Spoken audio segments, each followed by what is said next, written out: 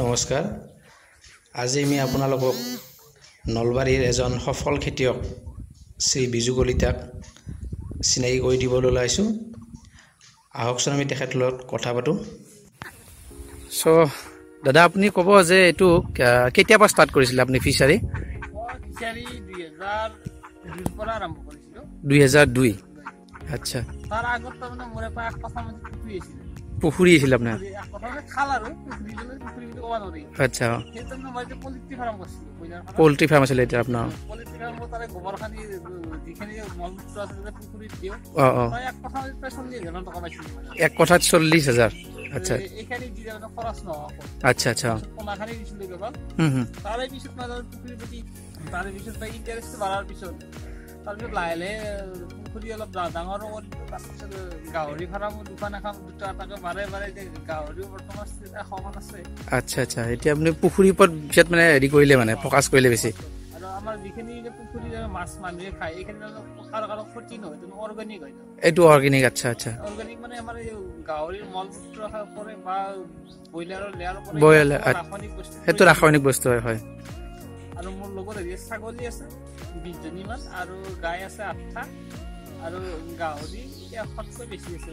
100তকৈ বেছি? আপুনি পুখুৰীটো মানে আনে কৰবা মাছবিলাক প্ৰথমতে ইয়াত দিবলৈ? মানে মাছ মই চিফাৰ পৰা মই হেডছেট এটা পাইছিলোঁ। যোৱা বছৰ তাৰে আগৰ বছৰ পোনাটো মই নিজে কৰিছিলোঁ। এইবাৰ তাৰমানে টাংকিটো মই গছ কৰি ভাঙিলোঁ তাৰমানে। আচ্ছা, পানীৰ টাংকি আছে সেইকাৰণে মই এইবাৰ বনোৱা নাই। আপুনি মাছৰ পোনা নিজে বনায় মানে? বাকী যদি লগা হয় ডেপজিটৰ পৰা লওঁ, পোনাটো ডেপজিট বনাব। কিহৰ লয় আপুনি?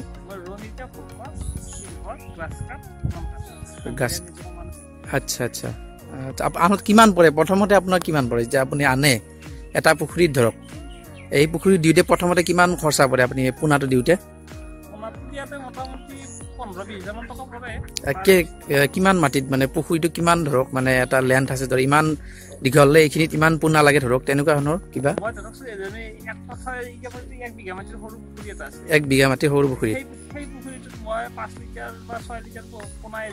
পোনা এৰি দিওঁ। আচ্ছা, 15 দিন পিছত ডাঙৰ হোৱাৰ পিছত নেক্সট সেইখিনি ডাঙৰ পুখুৰীত মেলি দি 3 বিঘা বা 4 বিঘা পুখুৰী ডাঙৰ পুখুৰীত মেলি দিয়ে, সৰুটোৰ পৰা নি পেলাই ন? আচ্ছা, পিছত তাৰপিছত মই আৰু নেক্সট আৰু সেইটো খালী কৰি তাত আৰু নতুনকৈ পোনা দিওঁ। আচ্ছা, মানে ট্ৰেন্সফাৰ কৰি থাকে আপুনি মানে? 3বাৰ মান তাৰমানে পোনা দিওঁ মই। আচ্ছা আচ্ছা, 3বাৰ পোনা দিলে মোৰ মোটামুটি যিখিনি মাছ মোক লাগে সেইখিনি হৈ যায়। আচ্ছা, মানে আপোনাৰ এনে বছৰত ইনকাম কিমান মান হয়গৈ মানে লাষ্টত? মোৰ মাছৰ পৰা আহে প্ৰায় 6 লাখ মান টকা আহে বছৰত। 6 লাখ মান আহে? 6 লাখ মান টকা আহে। আচ্ছা আচ্ছা, আৰু মোৰ যোৱা বছৰ অলপ লছ হৈছে। যোৱা বছৰ বানপানী অলপ ক্ষতি কৰিছে। বানপানীত মাছখিনি পুৰাণ মাছখিনি যিখিনি ওলাই গুচি গ'ল। আচ্ছা, পুৰণি মাছখিনি ওলাই গ'ল ন? তাৰপিছত যোৱা বছৰ মানে মাছটো অলপ বিক্ৰী কৰিব পৰা নাই, কিন্তু এইবাৰতেও আৰু সেই যিখিনি অলপ পোনা ৰাখিছিলোঁ এটা বেলেগ পুখুৰীত সেইখিনি পোনাই দি প্ৰায় এতিয়ালৈকে 2 লাখ মান টকা ফিংগাৰলিং বিক্ৰী কৰে? ফিংগাৰলিং আপুনি বিক্ৰী কৰে মানে? আচ্ছা, ফিংগাৰলিং মই বিক্ৰী কৰিব যাব নালাগে, মোৰ ইয়াতে বেপাৰী আহে 20-25 জন বেপাৰী লাইন ধৰে, সেইমতে দি দিওঁ। আচ্ছা আচ্ছা, আপুনি পুখুৰীত যে মাছ দিয়ে তাত মেইনটেইন কৰিবলৈ কি দিয়ে আপুনি যাতে পুখুৰী যে মাছ নমৰে বা সিহঁতে ভালে থাকে তেনেকুৱা ধৰণৰ? মাছটো মানে প্ৰব্লেম মানে যিটো মাছ আমি দেখিলে গম পাওঁ যে এইটো বেমাৰ হৈছে বা এইটো সময়ত এইটো বস্তু লাগিব। যেনে আমি পানীটো অক্সিজেন বাঢ়াব লাগে, অক্সিজেন ইউজ কৰোঁ, অক্সিজেনটো বাঢ়াই দিওঁ। কিছুমান অক্সিজেন বস্তু কিনিব পায়। মানে অক্সিজেনটো কেনেকৈ বঢ়াই বুলি ক'লে আপুনি? অক্সিজেনটো আমি হাঁহ দিলোঁ চৰিব তেতিয়া অক্সিজেনটো বাঢ়িব। হাঁহ দিলেও অক্সিজেন বাঢ়ে? ওপৰৰ পৰা পেলাই দিলোঁ তেতিয়া অক্সিজেনটো বাঢ়িব। আচ্ছা আচ্ছা, হয়। আৰু নেক্সট আমি চূণ মাৰোঁ, প্ৰতি মাহে চূণ মাৰোঁ। পাৰ বিঘা 8 কিলো বা 9 কিলো। পাৰ বিঘাত 8 কিলো চূণ লাগে ন? আচ্ছা, আপুনি মানে এনেকৈ মেইনটেইন কৰি আছে? পটাছটো নালাগে, পটাছটো নিলে হেৰি হয়, পটাছটো পানীটো চাফা হয়, কিন্তু যিটো পানীত বেক্টেৰিয়াবিলাক মৰি যায়। আচ্ছা, পটাছৰ মানে এইটো চাইড এফেক্ট যে মানে পানীত থকা বেক্টেৰিয়াবিলাক মৰি যায়? মাছটো গ্ৰোথ লোৱাত অসুবিধা হয় বাৰু। আচ্ছা আচ্ছা, আপুনি ইয়াত ব্ৰিডিং কৰে নে? আপুনি মাছৰ ব্ৰিডিং কৰে নে? মাছৰ ব্ৰিডিং মই যোৱা বছৰ 3-4 বছৰ কৰিলোঁ, এইবছৰটো কৰা নাই। এইবছৰ কৰা নাই ন আপুনি? এইবছৰ নকৰোঁ, তেওঁ হাপা ব্ৰিডিং অলপ কৰিম, সেইখিনি দি মোৰ পোনা হৈ যাব। পোনা হৈ যাব? আচ্ছা আচ্ছা, ডাঙৰ মাছ আছে অলপ, সেইখিনি হাপা ব্ৰিডিং কৰিম।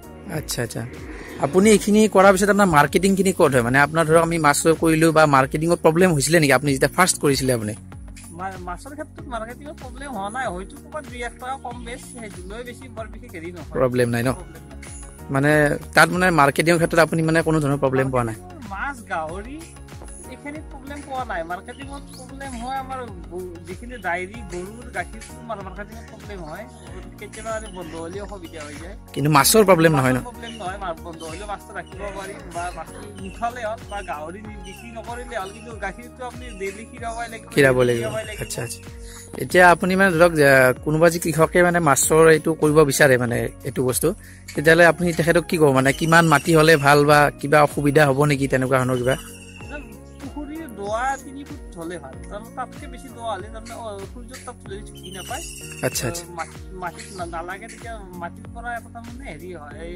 আধাৰটা উৎপন্ন হয় সূৰ্যৰ তাপত আচ্ছা যদি তাতকৈ 6 ফুট 7 ফুট দোৱা হৈ যায় তেতিয়াহ'লে কি হয় সেইটো তাৰমানে ঢুকি নাপায় সূৰ্যৰ সেই তাত যিটো আধাৰ উৎপন্ন হয় সেইটো নহয় এনে যে মানুহে মাছ দিয়ে তেওঁ মাছবিলাক ডাঙৰ হয় কাৰণ সূৰ্যৰ তাপত আধাৰ হয় মানে যিখিনি মানে তলখিনি মানে এইখিনি আছে তলৰ চাৰ্ফেচটো তাত মানে ৰ'দ পৰিব লগা হ'ব লাগে মানে বেছি দোৱা হ'লে বেছি বেয়া মানে বেছি দোৱা হ'লে মাছটো গোষ্ট নলয় তাৰমানে আধাটো লয় যেনে আমি ধৰকচোন আমি ভাত খাওঁ অকল ভাত চাউলটো খালে নহয় চাউলৰ লগত আমি ধৰকচোন দালি চব্জি আচ্ছা হয় হয় হয় খাওঁ এনে যেনে ভাতটো তাৰমানে সূৰ্যৰ তাপতে হয় তাৰমানে মাছৰ কাৰণে আচ্ছা আচ্ছা আচ্ছা আৰু যিখিনি আমি আধাৰ দিওঁ পুখুৰীত সেইখিনিৰ কাৰণে আমাৰ দালি চব্জি এনেকুৱা টাইপৰ আচ্ছা আচ্ছা মানে সূৰ্যটো খুব মানে লাগিবই মানে সূৰ্যটো বিশেষকৈ ন আৰু সেইকাৰণে চাহ হ'ব নালাগে পুখুৰীবিলাকত সদায় ৰ'দ পৰা পুখুৰী লাগে আপুনি মানে যদি আমি কাৰোবাৰ ঘৰত ইমান মাটি নাই বা পুখুৰী তেখেতে কিবা বেলেগ কৰিব পাৰে নেকি ধৰক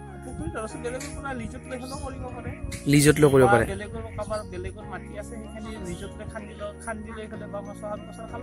আচ্ছা আচ্ছা মানে লিজত লৈ কৰিব কথা কৈছে ন আপুনি আচ্ছা আচ্ছা আপুনি কিছুমান মানুহে যে মানে ধৰক পুখুৰী নাই টেংকিত কৰিছে সেইটোত কৰিলে কেনেকুৱা ভাল নে সেইটোও ভালেই নে যেনে বায়'ফ্লক বুলি কয় যে আচ্ছা পাৰৰ ওপৰতে কৰিব পাৰি তাৰপিছত কুচিয়া বা পাভা এইবিলাক আজিকালি ৰমিকিয়াও কৰিব পাৰি সেইটো আজিকালি মিচিঙৰ দ্বাৰাই হয়তো আচ্ছা আচ্ছা সেইটো কৰিলো কম মাটিত সেইটো কম মাটিতে হ'ব ধৰচোন ইয়াত কথা পাতিতে মোটামুটি 3-4 লাখ টকা উৎপাদন কৰিব পাৰি মানে এক কঠা মাটিত 3-4 লাখ টকা হৈ যায় যদি আপোনাৰ মানে বায়'ফ্লক বা তেনেকুৱা ধৰণৰ টেংকি বনাই ল'ব পাৰে মানে তাত কিবা ইয়াত আৰু তাত কি কিবা অসুবিধা আছে নেকি ধৰক টেংকিত কৰাটো ডাইৰেক্ট পুখুৰীত কৰাটো ধৰচোন আপোনাৰ বেছি তাৰমানে লাগিব নালাগে কিন্তু টেংকিত কৰাটো আপোনাৰ নন ষ্টপ চাব লাগিব টেংকিত কৰিলে অলপ চোৱা চিতাটো বেছি কৰিব কেনেকুৱা আছে কেনেকুৱা তাত টেংকিত ধৰচোন গেছটো বেছি হ'ল নেকি বা তাৰ পানীটো চেঞ্জ কৰিব লাগে পুখুৰীটো পানী তেনেকুৱা নাই আচ্ছা টেংকিত কৰিলে মানে পানী চেঞ্জ কৰা বা আপুনি চাই থাকিব লাগিব গুৰুত্ব দিব লাগিব মানে গেছ বাঢ়িছে নেকি তেনেকুৱা ধৰণৰ আৰু ৰ'দ পৰাটো চাব লাগিব ভালকে আচ্ছা আচ্ছা আৰু মানে ধৰক এজন কৃষকে যদি ফিচাৰী কৰি পেলাই তেখেতে নিজৰ ঘৰখন চলাব পাৰে নাই যদি তেখেতৰ মাটি বহুত আছে ধৰক তেখেতে যদি ফিচাৰী কৰি তেওঁ নিজৰ ঘৰখন চলাব পাৰিব নাই এইটো কাৰণে প্ৰব্লেমেই নাই এইটো কাৰণে পুখুৰী খান্দিলে হ'ল যদিও পইচা বেলেগ খান্দিব দিলেও কথা নাই তেওঁ যদি মাটি বহুত আছে সি এনাই পইচাটো পাই আচ্ছা আচ্ছা মানে পুখুৰী মানে হেৰি কৰি পেলাই মানুহে নিজৰ গাহৰিটো কৰিলে বেছি ভাল মানুহৰ হেল্থ বিলাকো ভাল হয় অৰ্গেনিক হৈ যায়তো আজিকালি মেক্সিমাম মানুহে সাৰ বিলাকৰ ওপৰত অৰ্গেনিক কৰে আমি সমাজখনো বাচি থাকক আমিও বাচি থাকো হয় হয় মানে যদি পুখুৰীটো কৰিলে কাষত ধৰক মানে অৰ্গেনিক যদিও ধৰক গাহৰি আছে বা মুৰ্গী হাঁহ আছে মুৰ্গী আছে তাত চৰিব দিলে বা গাহৰি বস্তুখিনি তাত দিব পাৰিলে গৰু গোবৰখিনি তেতিয়া মানে ধৰক ৰাসায়নিকৰ পৰা বাচি থাকিব পাৰি ন মানে আপোনাৰ মানে সেইটোৱে আচ্ছা আচ্ছা